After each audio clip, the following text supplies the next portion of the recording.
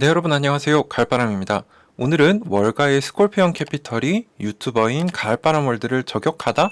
라는 제목으로 얕은 수가 드러난 스콜피언의 실체에 대해서 같이 살펴보도록 하겠습니다. 이건 저한테도 흔치 않은 일들인데 좀 재밌는 사건이 있어서 한번 같이 살펴보시죠. 최근에 제가 스콜피언 캐피털에 뭐 이것저것 고민을 해보다가 한번 도발을 해봤습니다. 그래서 선전포고 선포를 했어요. 그래서 이 샤안 권 이라는 트위터 계정이 제 계정인데 제가 이렇게 남겼습니다. 해석을 해보자면 한국인 아이온큐 투자자들은 아이온큐 전체 주식의 20% 이상을 보유하고 있으며 이것은 우리를 1대 대주주로 만들어준다. 그리고 우리의 대부분은 나와 함께 호들, 이제 존버를 할 준비가 되어 있다라는 은어입니다. 그래서 아이온큐가 이와 같이 크고 견고한 지원자들을 가지고 있는데 누가 감히 덤비겠는가라고 하고 스콜피언 캐피털을 멘션을 했어요. 그래서 팩트를 살펴보자면 공식적인 1대 대주주는 NEA죠. 2,900만 주 정도를 보유 중입니다. 근데 최근 한국인 지분 5월 17일 기준인데 4,100만 주로 21%입니다. 그래서 1대 대주주인 15%보다도 더 많은 수량을 가지고 있어요. 물론 이거에 대해 안 좋게 생각하시는 분들도 있는데 저는 장단점이 있다고 생각을 합니다. 이것이 좋은 선택이었는지는 이제 차후 미래에 알 수 있겠죠. 그래서 여튼 팩트만 가지고 이렇게 도발을 한번 해봤어요.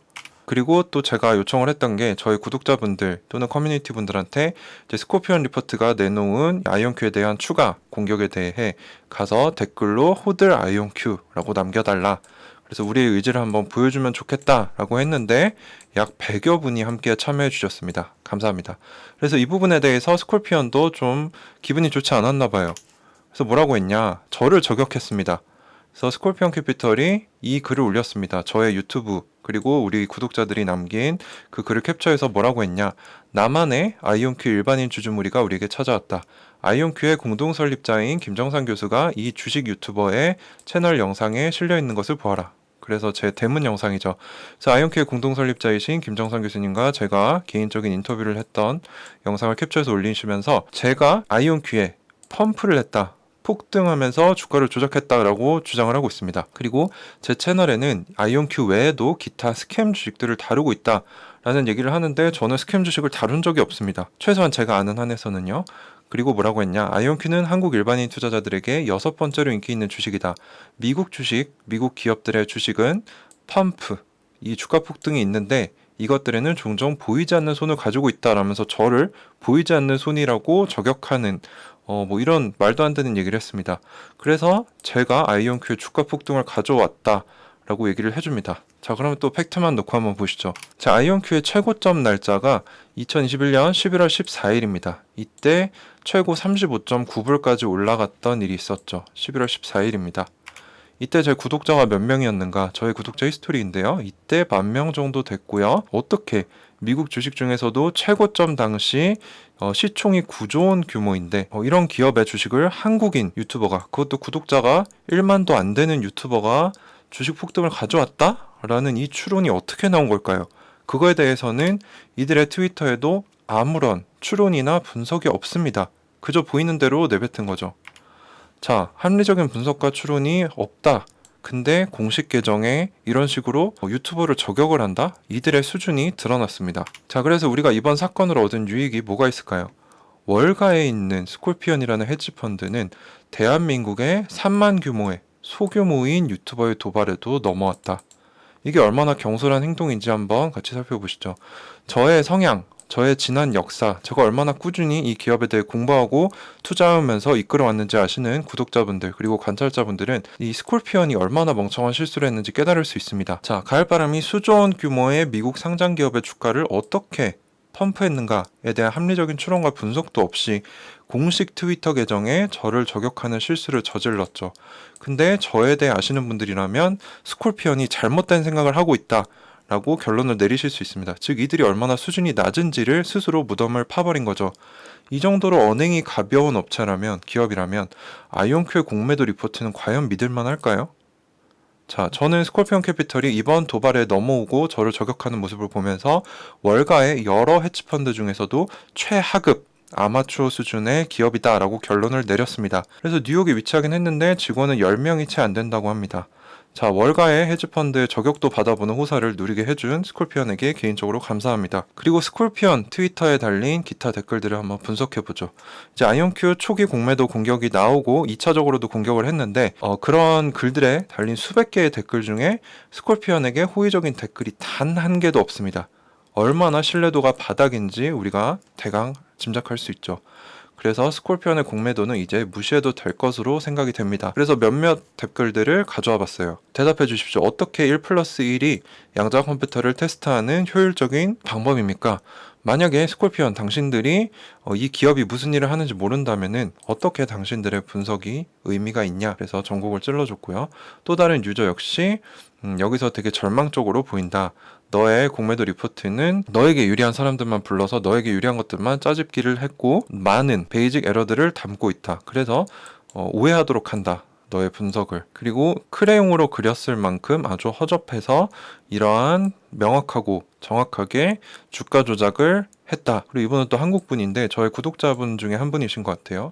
그래서 저를 공격했던 글을 읽은 구독자들은 이 스콜피언이 어떤 것을 평가하려고 하는지에 대한 기초적인 이해력도 없다는 것을 이제 깨닫게 되었다. 신뢰도가 떨어진다는 겁니다.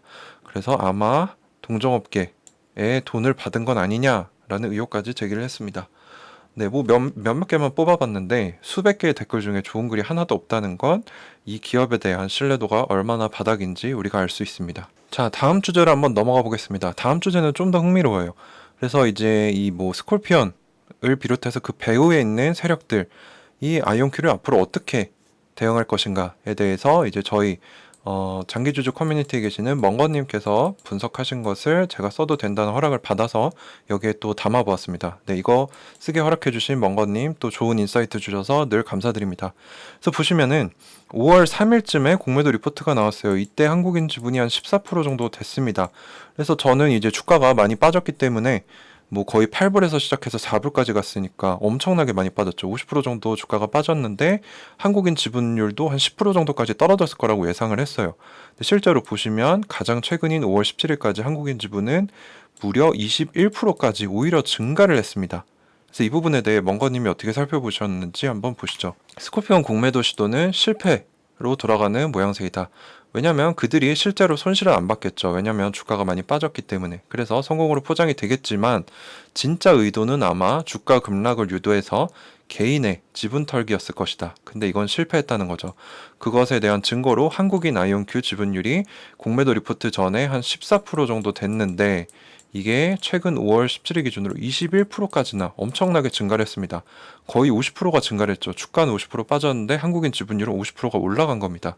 그래서 이들의 진짜 의도인 개인 지분 털기 시도는 실패했다. 그래서 근데 지금 한 6불 내외 정도 하죠. 근데 여기서 4달러 미만, 1에서 3달러까지 떨어뜨리기에는 그들에게도 부담이 된다는 거죠. 왜냐면 이미 8불에서 4불이 될 때 한국인 지분율이 50%나 늘어나는 걸 그들도 알고 있기 때문에 한국인 자금력 역시 충분하죠. 그래서 만약에 1에서 3불에 도달할 시에는 더 적은 금액으로 큰 지분을 확보할 수 있기 때문에 한국인들이 더 공격적으로 지분을 늘릴 수도 있다는 거죠.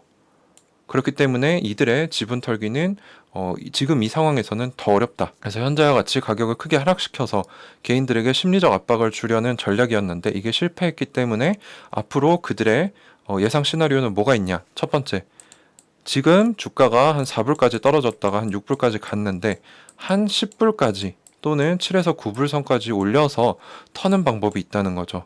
그래서 주가를 단기간에 급등시키는 시나리오를 통해서 개인 지분이 만약에 뭐 20% 초반대까지 갔다가 15% 또는 한 10%까지 떨어지게 된다면 이제 목적대로 지분을 확보를 했기 때문에 크게 급상승시킬 수도 있다는 거죠. 그리고 저점으로 다시 안 내려줄 가능성도 있다라고 분석을 해주셨습니다. 저는 이 부분이 상당히 일리가 있다라고 생각을 합니다. 근데 개인적인 생각이고 개인적인 분석이기 때문에 참고만 하셔야 됩니다. 자, 그래서 개인들이 잘 안 떨어져 나갈 경우에는 올리고 내리는 작업을 통해서 횡보를 시킬 가능성도 있다. 이게 두 번째 시나리오. 그래서 시세 차익이 목적일 경우에는 가성비가 좋은 가격대를 선택할 수도 있다. 라고 얘기를 해주셨는데 마지막으로 개인들이 잘 안 떨어져 나갈 경우에는 단순히 시간 끌기를 할 수도 있다. 그래서 매도세가 크지 않은 지점에서 장기간 머무를 수도 있다. 한 2년에서 3년 정도. 근데 아이온큐가 이제 2025년에 흑자 전환과 매출이 크게 늘어날 것이 예상이 되기 때문에 지금 2022년에서 여기까지 시간을 끌기는 쉽지 않을 것 같습니다. 이제 매출이 크게 늘어나면서 주가가 올라갈 거기 때문에 스콜피언 그리고 이런 헤지펀드들, 공매도 세력들이 가질 시간이 길진 않다는 거죠. 자, 그래서 우리가 생각해 봐야 될 더 근본적인 부분은 기관이 이 아이온큐라는 기업의 주식을 갖고 싶으냐입니다. 그래서 만약에 대체할 수 있는 다른 종목이 있다면 굳이 아이온큐를 가지고 장난을 칠 필요가 없는데 왜 공매도를 쳤을까? 근데 한국인이 이미 초기에 너무 많은 주식을 확보해 버렸죠. 지금 21%라고 말씀을 드렸는데 그래서 비싸게 주고 싶진 않겠죠. 그래서 최대한 싸게 이 물량을 털기 위해서 공매도 같은 일을 한다. 즉 매력이 있기 때문에 공매도를 했을 가능성이 있다는 겁니다. 근데 현재까지의 분위기만 보면 실패했죠. 14%에서 21이 돼버렸으니까. 그래서 이제 스콜피언과 이런 공매도 세력들의 입장에서는 저가로 사려는 시도는 이미 실패했다. 그렇다면 가격을 올려서 개인 물량을 확보하려는 쪽으로 바꿀 수 있다라고 아까 말씀드렸죠. 근데 이번 시도가 완전한 실패가 아닌 것은 만약에 우리가 10불 정도에서 횡보했는데 그럼 여기서 한 15불 정도 올려야 물량이 나오겠죠. 근데 그게 아니라 지금 한 4불까지 떨어졌었기 때문에 10달러 근처만 가도 물량이 많이 나올 수 있다. 그래서 한번 밑으로 턴 다음에 지분이 많이 안 나왔네? 그러면 뭐 조금만 올려도 많이 나오겠구나. 이런 원리입니다. 근데 양자 컴퓨터 분야가 기관들에게도 새로운 경쟁자가 생길 수 있다는 거죠. 이번에 한미 정상 만났을 때도 이제 양자 분야 얘기가 잠깐 언급이 됐습니다. 그래서 이들에게도 시간이 별로 없다는 겁니다. 특히나 양자 컴퓨터는 이제 차세대 산업혁명, 파괴적인 혁명에서 매우 핫할 수 있는 섹터이기 때문에 조금만 큰 기관들이 들어오면 이런 작은 기관들에게 시간이 없다는 겁니다. 그래서 이런 특정 길지 않은 기간 안에 원하는 수량을 매집해야 하는데 가격 폭락으로 지분 털기가 어렵다면 오히려 가격을 올려야 한다. 그래서 이번건님이 가격을 올리는 작전이 조만간 나올 수도 있다라고 분석을 해주셨습니다. 결론은 아이온큐가 경쟁업체에 비해 대비 우위가 있느냐 없느냐가 제일 중요하다는 거죠. 그래서 경쟁 우위를 계속 유지하고 좋은 주식이라면 기관들이 어느 정도 대가를 지불하더라도 지분을 최대한 많이 확보하고 싶어 할 것이다. 라는 결론이 나오게 되고요. 반대로 아이온큐가 메리트가 떨어지게 된다면 다른 종목으로 옮겨갈 수도 있다. 그렇다면 왜 굳이 대체 가능한 종목들, 뭐 리게티나 IBM이나 뭐 허니웰 등등이 있는데 한국인 지분을 털기 위해 공매도를 했을까? 왜 그걸 하면서 지분을 확보하려 했을까? 그 답은 멍어님이 주지 않으셨지만 다 알고 계시죠? 아이온큐가 매력이 있고 다른 기업들보다 뛰어나고 앞서고 있기 때문에 군침이 돈 건 아닐까? 라고 추측해 볼 수 있습니다. 자, 정리를 해보자면 한국인 지분이 초기에 너무 빠르게 올라갔다는 겁니다. 그래서 기관들이 타이밍을 놓쳤다는 거죠. 그래서 8불대에서 공매도를 쳐서 4불대까지 만들었는데 오히려 한국인 지분은 21%로 올려버렸다. 그래서 가격을 낮춰서 한국인 개미 털기는 실패를 했고요.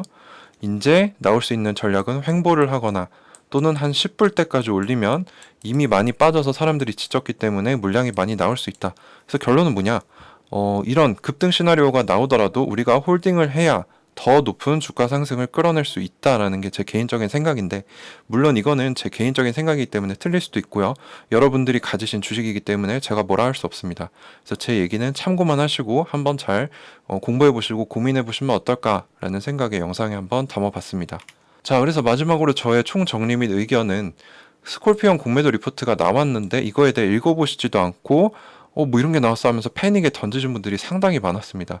근데 이 높은 단가의 물량이 오히려 14%에서 21%까지 올라간 이 지분, 한국인 지분율에서도 볼 수 있다시피 낮은 단가로 새로운 한국인들의 손에 들어가 버렸습니다. 뭐 최악의 시나리오는 아니지만 인플레이션, 금리 인상, 공급망 이슈, 러시아 우크라이나 전쟁 등으로 매크로 경제가 어려운 상황이었기 때문에 주가가 많이 빠졌죠. 그렇지만 아이온큐는 어닝 서프라이즈 그리고 매출이 계속 증가하고 있고 아이온큐 포르테 새로운 소프트웨어로 구성 가능한 새로운 아키텍처의 양자 컴퓨터도 내놓았고 네이티브 게이트 액세스 등을 허락을 하면서 양자 생태계를 키워나가는 이런 지속적인 발전을 보여주고 있기 때문에 조금 성급한 판단은 아니었나라고 생각이 됩니다. 또 제가 좋아하는 매일경제에 계시는 신영규 특파원님이 아이온큐를 이렇게 비유해 주셨습니다. 11살의 손흥민, 아직 덜 익은 와인이다. 그래서 지금 이 와인을 따서 마셔버리면 너무 아쉽다. 그래서 아이온큐는 시간과 인내가 필요합니다. 지금 당장은 잘하고 있기 때문이죠. 그래서 이런 공매도 기관들은 우리 개미들을 터는 게 취미고 그게 돈 버는 수단입니다. 그래서 이들의 얕은 수에 넘어가지 않으셨으면 좋겠고, 내가 투자하는 기업에 이러한 헤지펀드들보다 훨씬 더 잘 아는 전문가가 되어서 월가와 한번 맞짱 떠보는 깡을 가진 투자자, 그리고 그들의 굳건한 동업자, 서포터가 돼보는 건 어떨까? 라고 이런 말씀을 드리면서 오늘 영상을 마쳐보려고 합니다. 네, 월가의 스콜피언 캐피털이 유튜버인 가을바람 월드를 저격하다, 얕은 수가 드러나버린 스콜피언이라는 제목으로 오늘 또 길게 말씀을 드렸는데, 아마 저도 느낀 게 많고 이 영상을 보시는 분들도 느낀 게 많으실 것입니다. 물론 누가 옳았는지는 아이온큐의 미래 주가가 말을 해주겠죠. 그래서 제 의견은 참고만 하시고 판단은 스스로 고민해 보시고 하셨으면 좋겠습니다. 네, 오늘도 긴 영상 끝까지 시청해 주셔서 감사드립니다.